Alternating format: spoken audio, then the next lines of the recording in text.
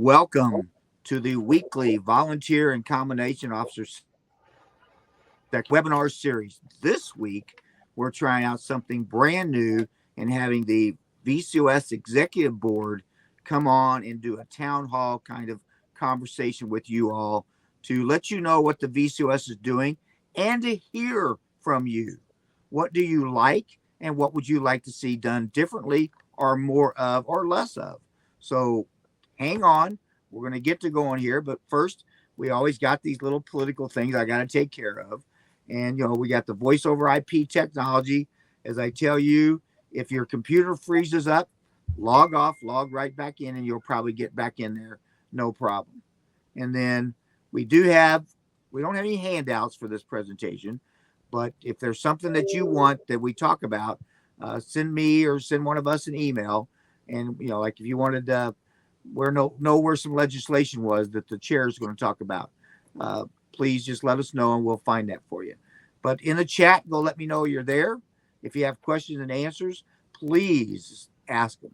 We want this to be a two-way conversation. As I say every week, the VCOS is the busiest and the largest section within the International Association of Fire Chiefs. I say this every week. I'm not going to read all this stuff to you, but I know you can read. But we do lots of different things. You may not know about some of these things, but if you don't and you want to know about them, again, you can email any one of us and we'll get that for you. We have these webinars. The webinars are going really, really well this year, getting them on a weekly schedule, great attendance. We get to interact with more people virtually than we ever would in person. So we have a webinar coming up on Thursday for our mental fitness training for life with Howard Cohen. I encourage you to show up because Howard is going to be in Jerusalem. He's going to be doing his presentation from Jerusalem. He's there on a church mission and doing some work there. At the end of the month, we have Prince William County come in and talk about the Kyle Matlock line of duty death they had a few years ago, but still very pertinent to what we need to learn about line of duty deaths and that sort of thing. So other international conferences coming up, hazmat conferences coming up in June, a couple weeks away. Fire Rescue International, we encourage you to go to that. But most importantly, we encourage you to registration will open within the next month for Symposium in the Sun, and you better register early because we sell out. We've sold out for like 8 years, so don't hesitate. If you want to come see us in Florida at the Hilton Hotel and Resort, right there on the beach in Clearwater Beach, Florida. So I'm going to be your moderator for today. My job is to keep these guys moving along, and not that they need a referee, but need a referee once in a while. So it is exciting for me to introduce our three presenters. Rich Calger is our chair. He became the chair in March of 2024.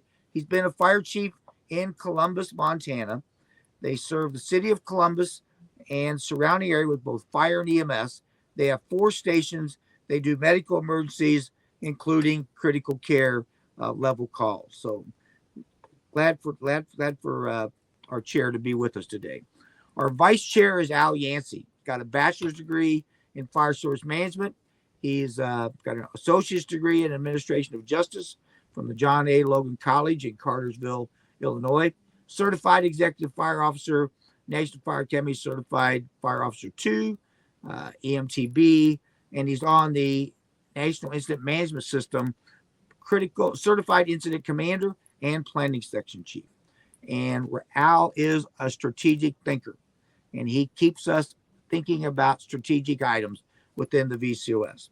And our other presenter is Fred Windisch. Fred is the fire chief in Ponderosa, Texas. He's been one of the founders of the VCOS. He has been the secretary treasurer for more than 10 years, and he's been on the Ponderosa Fire Department since 1975.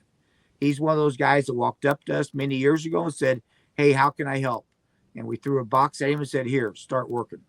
And he's done that for a long time. Fred is one of my best friends, and his wife and my wife became best friends because we traveled so much together.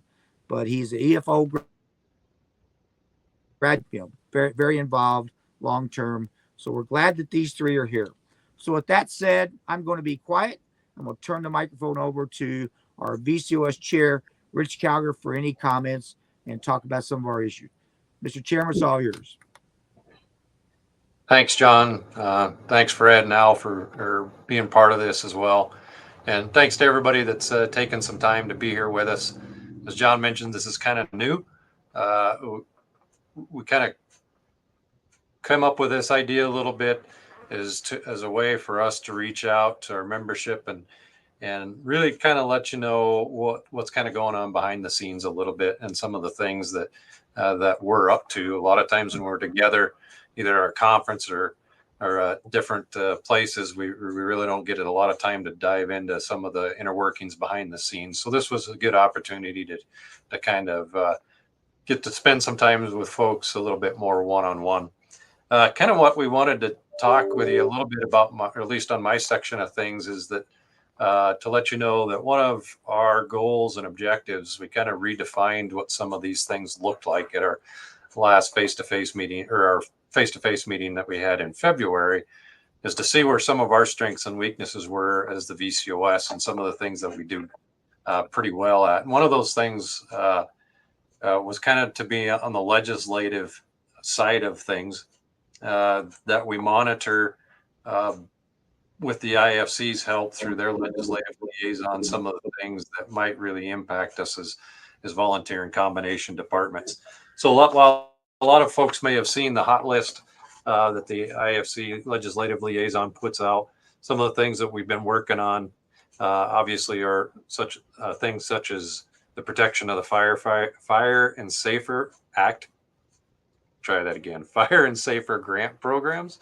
As many folks are maybe well aware, those programs were up for their funding, and were scheduled to be sunsetted September 30th of this year. And so one of the big things that we've been working on is trying to work with our legislative members up in Washington about making sure that those things are reauthorized and funded. And good note to that is, and many folks probably already know this, but the reauthorization and funding has made it through the House, had slight amendments put to it, so it needs to go back to the Senate and get reapproved there. Unfortunately, those amounts were cut, but nonetheless, they're still there, which is progress in the right direction. Of course, we're always watching and helping with funding for the U.S. Fire Administration, one of our partners, as we work through some of these processes. A couple other interesting funding legislative ideas or things that we're looking at out there. There's a support for housing benefits for volunteer first responders act, which was bipartisanly introduced. And this would help to encourage volunteers in our rural communities by doing a program similar to the VA loans, those kind of things to help our first responders and volunteers find some lower interest and lower down payment programs for getting them to be able to live in some of the communities that we live in and that we need the help in. Of course, we're also working on the PSOB programs for families of fallen public safety officers due to cancer. That one's a big deal in the aspect of we're seeing the cancer obviously increase across the fire service, but as a presumptive disease, that's not recognized yet in our PSOB program, especially if it's been several years after they retired out of our systems. And so we're working on some of those things with our legislative members. There's several other things that we're working on and looking at. And of course, one of them on everybody's mind right now is the OSHA standards. We just met face-to-face in Charleston as a board. Chief Jason Coy has taken the lead for us in that regard to figure out and work with some legal counsel on really understanding what are the implications of the OSHA standards to our combination and volunteer departments. And we're working cooperatively with the NVFC and several other organizations to really be able to to put a good product forward as far as public comments, and not just more than just, well, we can't accept these, because we all know how those kind of things will go. But what can we work with, and what needs to be dropped completely, and all of it in the name of our firefighter safety and public health. So those are some quick things legislatively that we're working on. The board is very active in making sure that we're representing you in the best way possible, and busy with the planning of the symposium and those kind of things. So I think that probably takes up the initial time that I have, John. All right, great. Well, you got a couple things. I don't know why my camera doesn't come back on, but hey, we'll do without it for a minute. So you mentioned the PSOB and the expansion of that, and we do have Kevin Cooney, who is the VCOS representative to the National Fallen Firefighters Foundation. He is in the chat room, but I know we expanded to cancer. And is there anything, Rich, about expanding it to include suicides in the line of duty death? Or Kevin, if you've got any comments as well, send me a message. The initial eligibility right now is just towards cancer, but I do think there's some stuff on mental health that's out there, but it's not in the current draft forms of the current legislation that's being proposed. Right. Yeah. Well, we all know that mental wellness is a huge issue for firefighters. So what? Okay, the members listen to what we got to say. What is it that the members should be doing with the OSHA proposed rulemaking standard? What we'd ask them to do is come up with. It's easy for us to say, well, we can't accept that. The struggle with that is that the people that are drafting these kind of things, they need more than that.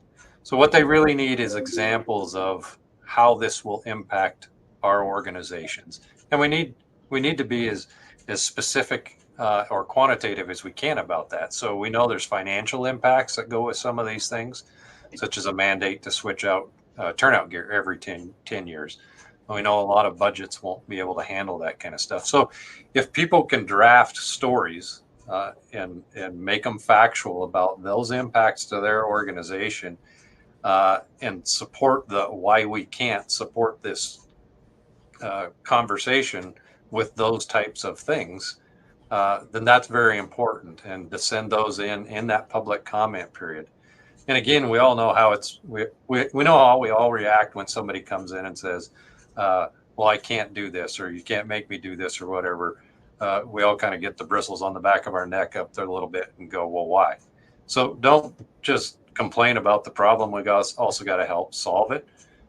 So if there's systems in there that we can work with, they need to know that. But if we can't support it, be factual about why we can't support it, and tell that individual story. We're collecting some of those as the board to make sure that those are included in our story as it goes forward. We'll put out an official draft position on this with the IAFC. But those are the things that need to be submitted from that public comment period into OSHA. Great. Al or Fred, anything to add?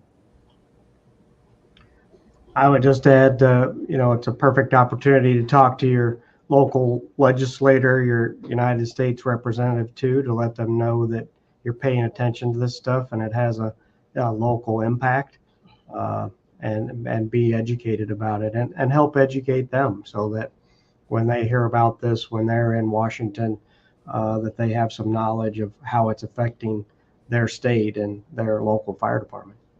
Yeah, I'm gonna reinforce what Chief Calder said, and that is, don't just gripe, don't just complain. Tell them why it won't work or why it's not financially feasible. If you're got gear that makes 1 or 2 working fires a year, does it really need to be replaced every 10 years? I'm not sure I know the answer, but the financial impact is huge. So good advice from the chairman. Pay attention, read, and give them reasons why it can't be supported or can't be realistically done. So, John, all right. John, I've got something. Another thing, when the IAFC or the NVFC sends out these contact your elected representatives, senators, whatever they may be, it's really simple to do, and you ought to take just a couple minutes, because they're usually they're preformed comments you can customize, and it does get on their desk in some manner. So the more the merrier when it comes to pushing our preferred legislation. And back to the OSHA thing, my position is pretty simple. It's not reality. I told the story to the board this past weekend that Ponderosa Fire Department is our fire department, okay? 50,000 people in 11 square miles. And yet 30 miles up the road from me is the other PFD, and that's Plantersville, Texas. It's rural. We are totally different 30 miles away. And so typically these regulations come up, one size fits all, and it certainly cannot do that. We've also talked this past weekend on having a tiered approach, maybe based like on 1720, where you have population density defined and then certain things apply. So that's the end of my rant right there. All right, so good information. So now we're going to go to our vice chair, and that's Chief Al Yancey. And Al, like I said earlier, Al's a strategic thinker, and he's very involved in developing a strategic direction document for the VCOS. And so we got identifying the critical issues that are important, hopefully to the membership. And so with Al, I'll turn it over to you. Yeah, thanks, John. My role in the strategic plan has been to facilitate the discussion, and over the last couple of months, we've been having some really in-depth conversations about what's going on in the fire service and how the VCOS as a board can address some of those things. Essentially, this last weekend when we were together in a face-to-face meeting, we pretty much wrapped that to know what our strategic direction is. And for us, just like any other fire department strategic plan, it's providing us with that roadmap to be able to get to where we want to get with our goals and objectives. One of the things we identified early on is the good thing about this group is that we take on a lot of projects, but also sometimes that's a bad thing because we take on a lot of projects. And so we identified that we needed to look at the core of what we do as a board and what we do as a section. And so we looked at some of those core things, being leadership, legislation, and education. That was like our core. We had a cool looking Venn diagram up on the whiteboard and put those things together to link them all together to figure out like bringing us back to our core. So it was very cool to see the board members sit around and brainstorm and do this in a workshop to come up with what our roadmap is for 2024. And we've been doing strategic plans pretty consistently now for the last 3 years. That puts this roadmap out for us that we can be looking at where we're headed to get our accomplishments in 24. So just some of the highlights that to look at without getting too far into the weeds. At some point, once the board finally adopts this, you'll find it on the website. But things like increasing our marketing activity, and you're probably already seeing some of that with more information on social media, the things that we're putting out more regularly to people who are following on social media. We also just have launched a new LinkedIn account. And so those are all part of our strategic plan. These quarterly town hall meetings, that was something that we identified, as the chairman said earlier, just to stay connected. Some policies and procedures for our board. And when we looked at education, again, we kind of break those out into legislation, education, and leadership. And Chief Gallagher already talked about the legislative piece. But our education piece of our strategic plan is to continue with the success of these webinars. They've been very successful. We see that as a great outreach program. And also look at launching some new pilot programs this year, which there'll be more information coming out about those. And looking at how, with our ribbon reports, which are very much an educational piece, as to how we revise that. We continue to work on the gold ribbon report. And then we identified the red ribbon report, leading transition and volunteer departments, as a priority for the board to get this revision and updates accomplished, because so many departments are looking for answers to the retention and recruitment problems, and often is looking at ways to move to some partial paid staff. And how do you do that? How do you transition into that? And these are great ribbon reports, along with many other. Just looking at the website here, one of our newer reports is the fire service canines. But we have a lot of information, educational pieces on the website, and those ribbon reports that have already been produced. But now we're in that cycle of how to update those and get those updated. So the board really identified that we have to get the red ribbon updated, because that is a emerging issue for every volunteer and combination department. So that kind of summarizes where we've been with strategic planning, and it just is giving us something to stay focused on, and it's worked very well for our board over the last several years. All right, Al, thank you. You didn't go into the critical thinking, so I'm going to put you on the spot here. You know, the VCOS adopted the VCOS Leaders in Critical Thinking brand about a year ago, and so tell them what we're going to do for that to help get that more institutionalized in the fire service. Yeah, that's one of the pilot programs we're working on. There has already been a webinar. Hopefully many of you on here have participated in that webinar, talking about just critical thinking and how we utilize critical thinking in our everyday fire service world. Not just, a lot of people will think about critical thinking as, I got to think rapidly and I have to think about this incident management, but critical thinking involves so much more. It involves how do you look at your surroundings, what are the challenges, adaptive challenges and technical challenges. Leadership can often fall short of influencing the change and taking care of the issue, because you approach the issue different than it should be, you know, whether it's a technical problem.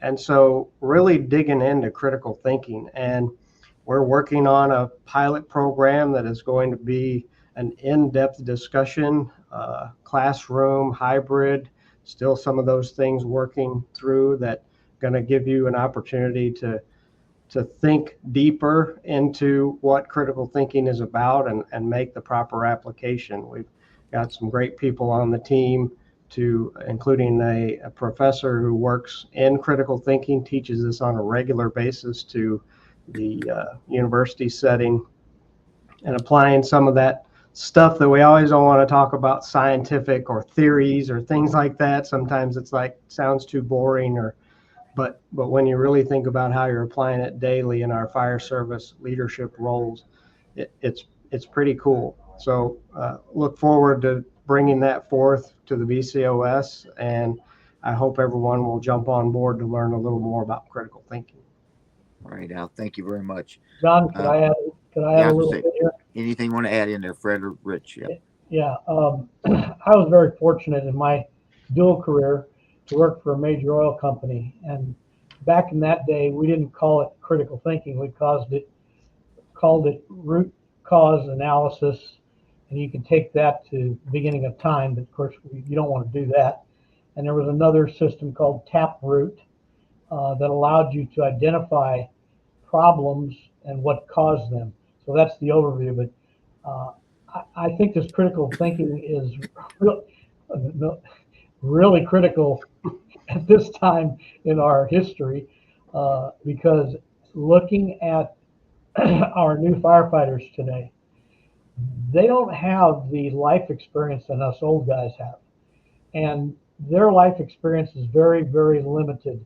And I understand that they're good people and they want to learn, but critical thinking and again, old guy talk here, you have to drive past your hood ornament. You have to be able to look deeper. Here's a shameless punch here for just a book on Amazon, The Basics of Critical Thinking. I mean, it's an easy read.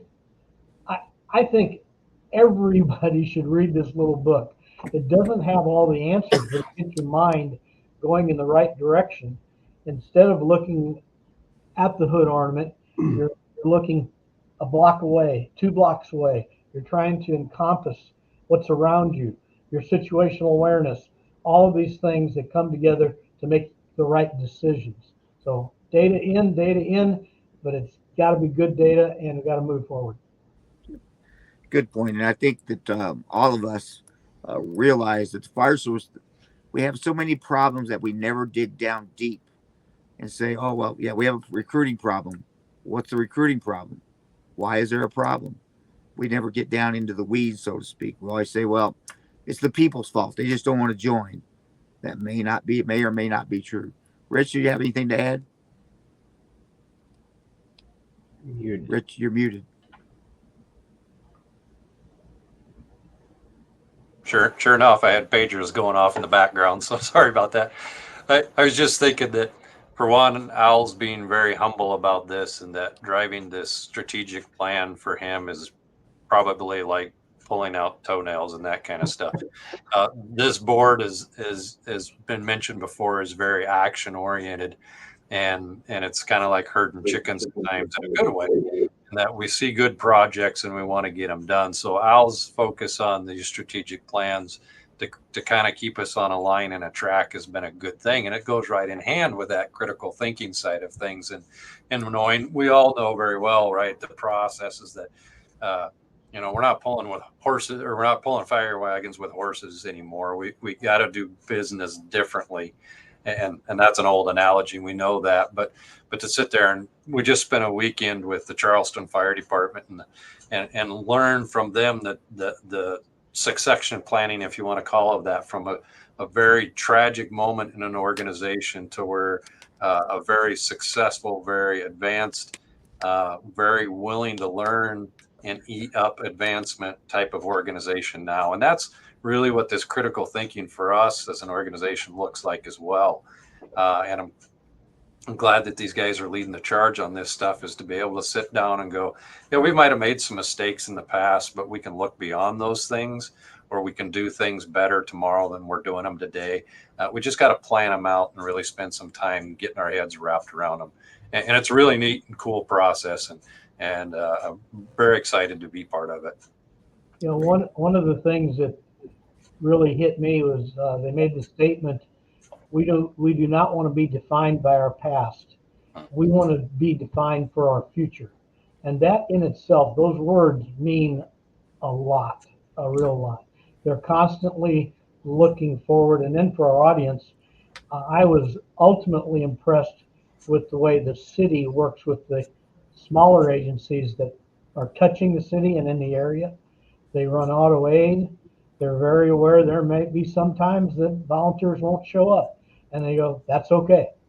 But we're all working together. They have a tremendously positive attitude.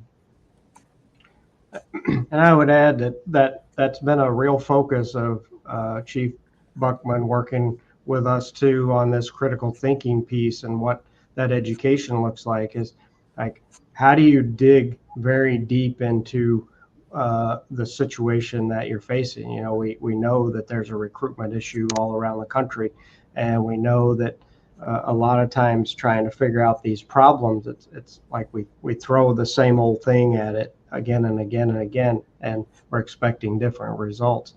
And really, just I think when we looked at it as a board, and these other two board members can jump in, but when we looked at it as a board, it's like leaders and critical thinking. Well, how do we deliver on that, and deliver that as a educational piece to what, Fred, 2,000 members or something of the section, to say, we're going to give you an educational piece that hopefully will really make a difference, for a tool in the toolbox for you to address cultural changes, shifts in the way we think. The fire service is changing. So I think just how we think differently and think about some of the things that we carry with us that skews our thinking, how we recognize that that's there and change our way of thinking. So I think it's going to be a really exciting piece for the VCOS to deliver. Well, great. I watching the chat and the question and answer section, not getting any feedback from the audiences. So now we go to our treasurer, Fred Wendish, talk a little bit about finances, and then we'll all talk about Symposium in the Sun. Fred, it's all yours. All right, thank you, and thanks for everybody for being here. The VCOS has always, except for the first couple of years when John and I had to share rooms together, but we've always been financially healthy, and that's because we have a conservative attitude. We don't just go after the big stuff. We first began just on dues, and that today does not run our organization. So we have about 2,100 paying members at $30. You do the math. That doesn't pay for a lot of things, and all of these projects require commitment from people, but also dollars. I don't know if you ever printed a bunch of stuff, but look at what it costs today, and then delivery methods, be it postal or be it shipping, whatever, all of that stuff costs money. It's like when we talk about our volunteers, volunteers cost money too. They may not get paid, but everything else costs. So the VCOS, again, with its conservative attitude, and that was probably birthed by Robert Bentenhausen, because he was our treasurer forever. But we do not expend dollars just to do something. There's critical thinking put toward it before we take on new projects, and we actually develop a cost factor, if you will, versus budget. The budget numbers are different than real cost, and I'm a realist, so we'll go from there. But that's that. So the revenue for the VCOS on the general fund is primarily from membership dues. We do get a couple sponsors, but it's still the membership dues that drives our funding for the general fund. And then we go into the Pierce Fund. And the old lecture is of if you don't take a risk, you'll never get anything done. Well, John and I took a big risk in 1999, and I know that was a long time ago. And we had this idea to go to Pierce and ask for a donation. We didn't know what, but we had some ideas. And we walked into the vice president of sales office and said, here we are. We knew him already from conferences and stuff, and said, we would like you to donate dollars to the VCOS for our education efforts. So much per truck for volunteer and combination departments. And so that we had a long discussion. Well, how much do you want? And I said, well, how about $50? And Lloyd says, how about 100? So since 1999, Pierce has donated about $1.1 million to the VCOS. And we have plowed that back into all of these projects you've been hearing about and that are listed. That's what we do with that money. We plow it back in and we make it for free. There's no charge for those things when they're downloaded. We upfront expenses, et cetera, et cetera. So that also pays, the Pierce Fund also pays for our education supporter, and that would happen to be Mr. Buckman. And he's really inexpensive. You should hire him for that wage. He's almost free. And we were just recently able to hire a part-time office coordinator. What's the actual title, Rich? Resource coordinator. Resource coordinator. I knew that had to be something special. But Michael, she does so far she's only been 2 meetings with us, but in between we've seen significant support for the things that we're doing. One of the things that the IAFC went through, and we've had some great liaisons. Today is Chief Kevin McGee. He's our liaison with IFC, and they went through their challenges.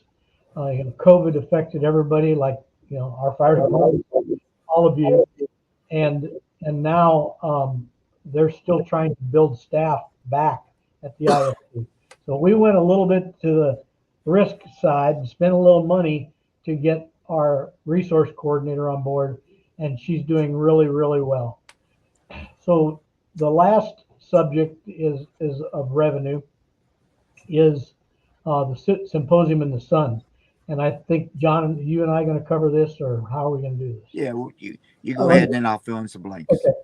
So Symposium in the Sun started as a dream. Remember, I talked about that risk thing? In 1997, 8, somewhere in there, John and I and our wives on our own dime went to Florida and says, we need a volunteer conference. There were none in the United States. And okay, we'll do that. And so we did. And then a year and a half later, had another one. The first one had 75 attendees in a pretty raunchy hotel. But then we got better and better at it. And you heard him say earlier, we're sellout at 520 to 540 people paying. And then you have all the other people that are there also. So anyway, the Symposium in the Sun, our goal is not horrible to want to profit because we plow it back into running the VCOS. So our goal annually is $55,000. It appears for last year, still have to go through the audit, but we're in the neighborhood of 70,000, which is pretty darn good. Our committee cuts corners wherever we can, but still have an enjoyable and a great learning event. So those are our basic goals in how we get our revenue, how we spend it. And I think the big thing to remember for this audience is the conservative attitude of what we have. I get criticized a lot for having too many pizza dinners at our meetings and that type of thing. Some other revenue that comes in are in-kind. Our legacy long-term supporters such as VFIS, I Am Responding, Ward No Smoke, and Provident, they pick up the tab on dinners sometimes, and that helps us because we all have to eat when we're on the road, and we pay attention, and they're partners with us at the table. They actually sit in our board meetings and offer us advice, so we get that corporate model brought into the traditional fire service model of let's just go do it. And so that's basically it, John. Anybody else got anything to add? Well, I think and several of you have mentioned this thing about risk. And so I wanted to talk about that. Is your VCOS from a leadership perspective, from a leading into the future, they do take risk. But as Fred said, it's a conservative risk. We don't do a lot of things that are risky kind of actions. So we're very conservative. Well, John, I'll add to that. Here's some risk for you. So we tried Symposium in the West, and it was okay the first 2 years, and then the next 2 years we lost. We lost big time. Overall, we lost, I can't remember that number now, but around $30,000 we lost over the 4 or 5 year period, whatever it was.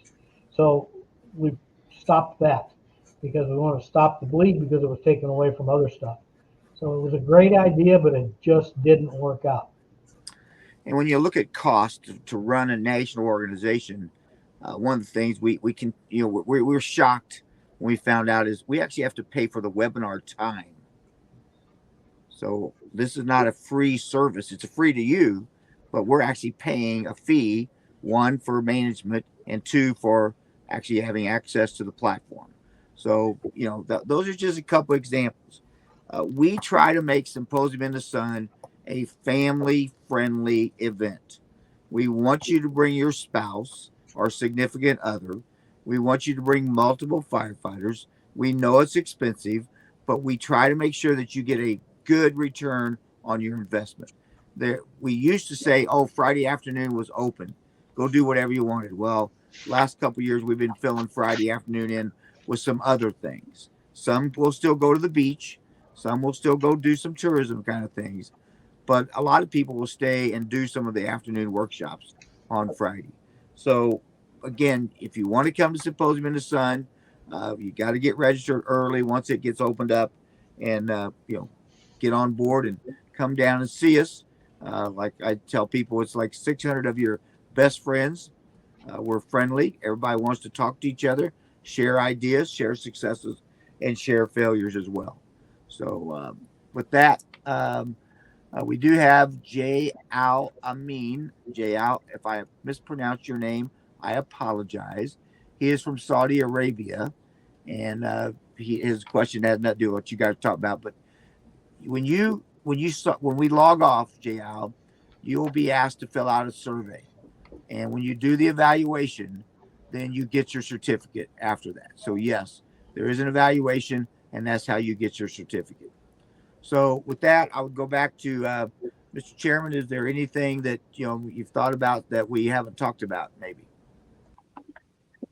No, I think it's a good opportunity. I know we don't have a lot of folks on, but there's a great opportunity here that if anybody online with us has got any questions, concerns, or comment, or I should say, let me rephrase that: comments or concerns, feel free. We don't get better if we don't know what folks' concerns with how we're doing things are. We can't address them if we don't know, so we're always open to suggestions. But just like everything else, just like working for a city manager or a fire district board or anything, we also have bosses, and we're tied into the IAFC. So sometimes some of the things that we're limited on that we could do are in line with what the IAFC limits us on through our association with them. So yeah, right now, thank Fred and Al for being on board with this, and then open it up to questions or. Yeah, I'm not seeing. I'm watching. I don't see any questions popping up, but we'll give them a little bit. But as it relates to one of the things about strategic direction is the board was talking about, well, how do we know what the members want? So within the next 60 days, you will be getting a survey to find out what it is that you want the VCOS to be doing. So please fill that in. Please submit that back to us. So, all right. So we got I'd also add on there that, we have representation on the board from all across the country. And we're all, a lot of the big topics are recruitment, retention challenges. Now, of course, the OSHA thing is out there, but whoever mentioned it earlier, even what you might think is the smallest issue, you might think, well, this is just a small issue for my region. You might be surprised that it's not just your region. So even those things that you think might be kind of insignificant, we'd like to hear about it. Reach out to the board member or any of us, find us and say, hey, I'm challenged with this. And there's probably a pretty good opportunity that in one of the ribbon reports or one of the educational offerings that VCOS has, we can either find something to give you a resource or find the person who helped do that to talk to you to give the resource and establish a network to be able to help you address that issue. And it may bring to light things that we as a board would say, well, this is an emerging issue that we need to be out ahead of. So please share that with us. All right. So we got a couple questions popping up here now. So, all right, Kevin Cooney, I'm going to get you for this question. Kevin, we talked about when registration will open up this weekend, and Michael is working on that. I would say within the next 3 weeks, you'll see the registration open up. Past attendees get first crack at registering. That will be open for past attendees for 2 weeks, just like we've done in the past, that you get first crack at the hotel and first crack at being registered for the conference. So I'm just kidding you, Kevin, but we should have known that question was going to come up. It is a hot topic for us as well. We hear about it. So the other question, what have we heard about the future cost of gear?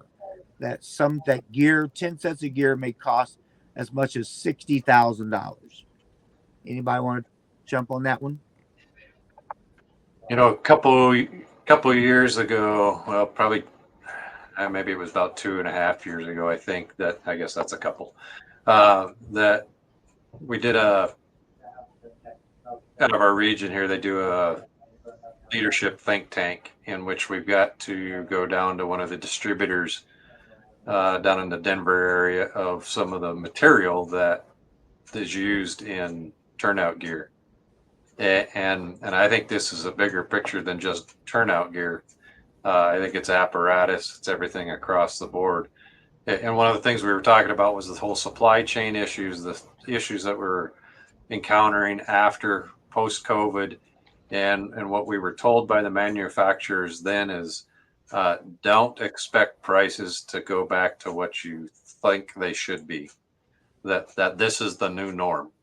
And my guess would be, as we push towards PFAS elimination and those kind of things, I would be surprised if we see our turnout gear go down in cost, just like anything else. So that's just the conversations that I've had in the past, and I hope somebody else has got some better news than what I would have had. But unfortunately, Pat, I think this is the new norm that we're seeing nowadays. Well, I would go ahead, Fred. So in our department, I think we're paying right at about $3,000 for a pair of coat and pants. So, you know, you can do the math on that too, but I don't expect it to go down. Whenever they come up with a material or a solution, not a liquid solution, but a fix for the moisture barrier and stuff like that, who knows? I think their companies are working hard on it. And coming from the corporate side, research is very, very expensive. And especially when you put it toward NFPA standards and has to be tested then after the proposal is there, it's very, very expensive. I'm not sticking up for these companies, but that's what they have to go through to sell their products. So all in all, the price keeps creeping up. It's just like apparatus.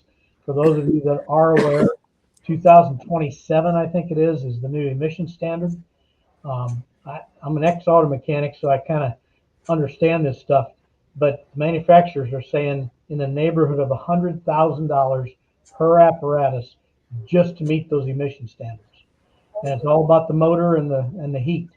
I know the Cummins X10 is coming with a 48-volt alternator extra to just run the heaters that will go here, there, and everywhere to get rid of some of those emissions. And do remember that those emissions are, they want it down to almost nothing, and that's very, very difficult to achieve. So plan for it. I wish that the EPA would listen to reality. And, you know, like before I said, I'm a reality guy, but fire trucks aren't over the road trucks. Why can't we keep them the way they are with the same emission controls now? I would say I echo those comments. I think gear is going to go up. I think 6,000 may actually be a low price when we get figure out this new material and the PFAS. So you know, Frank H says we will go broke, and Frank, we agree with you. Smaller departments will go broke because when you got to replace it every 10 years, when it might only been in 4 training fires and 4 working fires in 10 years, and you got to replace it because that's what NFPA standard says. So, so let's see, I missed a few minutes. So have we seen in the last few days some of the conversation about eliminating the 2 in, 2 out, and will the VCOS be taking a position on eliminating 2 in, 2 out? So I know I think these were some sidebar conversations that we had at our last, just when we were together in Charleston. I think there's some scientific research that was being done by UL, that's Madrikowski and those guys, that are talking about the I can't even say the word, the reality of 2 in and 2 out, and if it's meeting its goals. and I think scientifically there's some stuff they're working on putting out some new updated information. I think it's too early to say whether it'll eliminate 2 in and 2 out, but there are some conversations out there about what that looks like in the future. And I'd sure open that up to Al or anybody else that heard those conversations. But I was kind of taken aback by that a little bit, going, well, that's been our new norm, or the norm that we've been living in for a long time, and now it seems to be that maybe it was more of a I won't say it that way. Maybe we need to look at it differently from the gist of the conversations that I heard. All right, I would say my only comment will be going back to the proposed OSHA rules. Is there's a section in there addressing that. So again, the 2 in, 2 out language and what that looks like goes back to this conversation of get involved and find those summary statements about what's being proposed, because your voice needs to be heard on these issues about the effects of 2 in, 2 out, potentially, with the OSHA. I just pulled it up quickly here about talking about one of the changes being tightening up the language for exceptions to 2 in, 2 out. So again, go back to the OSHA, what's happening with OSHA, and mentioning the whole fire service research. I mean, going forward is based on science and based on making good judgment based off of good information that we're getting. Well, the other thing I think we're going to start seeing some discussions about is the RIT, the need for RIT, because the research says people are not rescued by RIT. They're rescued by their own firefighters who are already there. Not saying it's right. I'm just telling you that's what the statistics tell you. So, all right. So, Jay Al, if you've got a pen ready, I'll give you my email address. He's got a question about, he has a dream to work in a European country. How can I join the fire department in other European countries? I don't have the answer. I know people in Ghana, Africa, Canada, but we can find some people in European countries to help you, open the door for you and get you in touch. So my email address is jmbuckman, that's BUCKMAN, the number 3RD @gmail.com. So if you'll email me, I'll get you some contact information that you can email and start that conversation with them. So with that, we're coming up on almost an hour. We've had some good conversation. I appreciate the people in the chat, and just checking no question and answers in there. So I would go back to our panelists and say, you got any closing comments? I'll start with Fred and we'll end with Rich. Fred, any closing comments?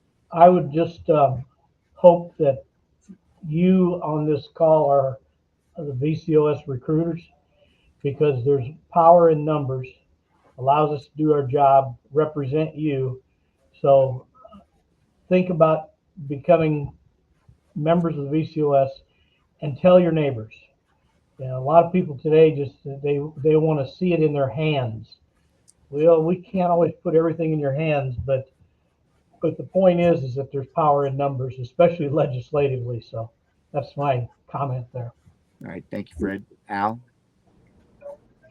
I'll just throw out, because kind of my focus here was our strategic and critical thinking, like making fact-based decision making. And one of the things some of the board members discussed, obviously a lot of conversation about the lithium batteries and all of that stuff. Well, there's research being done on that through the Fire Safety Research Institute, and how we're dealing with that. So I think it's kind of a stay tuned, but there's some work being done there to give us good information about how to fight these fires and make decisions about how to approach these kind of things. So that's another emerging, not so much emerging, it's been emerging for a long time, and now we're trying to learn how to address it. So when we talk about the OSHA and we talk about the 2 in, 2 out, just say from a board standpoint, we're here with you. We're in these organizations too, that my department's looking at the impacts, Fred's department, Rich's department, we're all looking at what those impacts are. We want to be that voice for you and are being that voice for you. So get involved and reach out to us, and don't hesitate to reach out of how we can help you. So thank you. Thanks for letting me be a part. All right. And finally, our chair, Rich Calgary. You know, I think Al brings up a good point about being that voice, and the other side is we want to make sure we do it right. And so sometimes it might seem like, well, we haven't heard anything, or whatever the case might be. But we want to make sure, and I think a good example of that is the ribbon reports, that when we try to make sure when a product comes out or when a position paper comes out from the VCOS that we've taken as much into account as we possibly can, and tried to do the best we could for the majority of the fire service. And it's to give you that inside background, you know, of watching these board members work. And I will tell you that we don't always agree on a lot of things. We don't always agree on some things, but in the end, we try to do the right thing for the majority of what we can get done. And sometimes that can look a little bumpy, but it's pretty cool at the end of the day to watch it all come together. And so to work with the board in that respect is a really neat thing. And I just say from, you know, I've been on part of the IAFC for quite a few years now and been parts of lots of different parts of the IAFC. And if I had to give it all up tomorrow but one, the VCOS is what I'd hang on to, because that's where I'm home at. That's the things that my organization really impacts my organization, my people. That work for me, that volunteer for me in my community and everything like that. And so with that in mind, just know that we're working our best to be part of that can represent you. And as Fred said, hopefully we're doing that and spread the word. You know, let's see how we can grow our membership, or if there's something that we need to do differently to make sure that we're growing our membership or to be that that voice for everybody, let us know, and we'll sure do our best to work on it. But proud to be part of the VCOS and part of its leadership, and we'll keep on trucking, see what we can get done, and make you all proud of it. Great. Well, thank you all. And I will just fill the audience in. We did have a fourth presenter, Jason Catterbone, who is the VCOS rep to the IFC Board of Directors, but he had a couple firefighters who did a rescue at an event, and so they're getting an award today at the time of the webinar. So he is there instead of here with us, but so he just didn't skip out because he didn't want to hear from you guys. So John, that's where he's. Can I take a moment with that? Sure. That was, and this is the tactics part that everybody loves yet, even at our age, my age.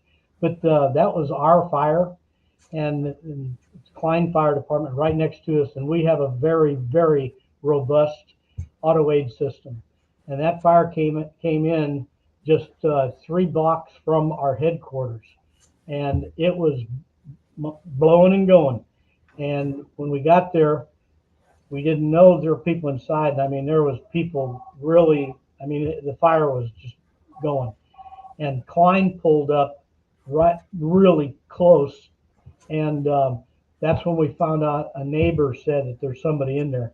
And boom, they went to the back of the house and they saved a mom and child and fully recovered. We didn't think they were going to make it.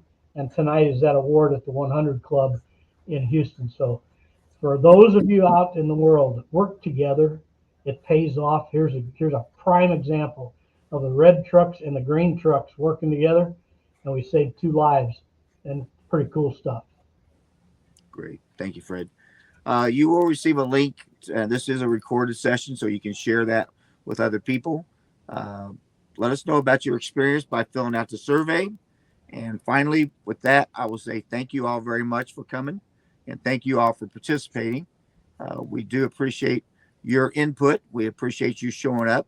And as all 3 of our panelists have said, if you want to know, you got a question, send that, get a hold of them, and they'll get you an answer. With that, we're going to sign off. Hopefully you all have a safe day, and God bless each and every one of you. Good day. Take care. Thank you. Bye-bye.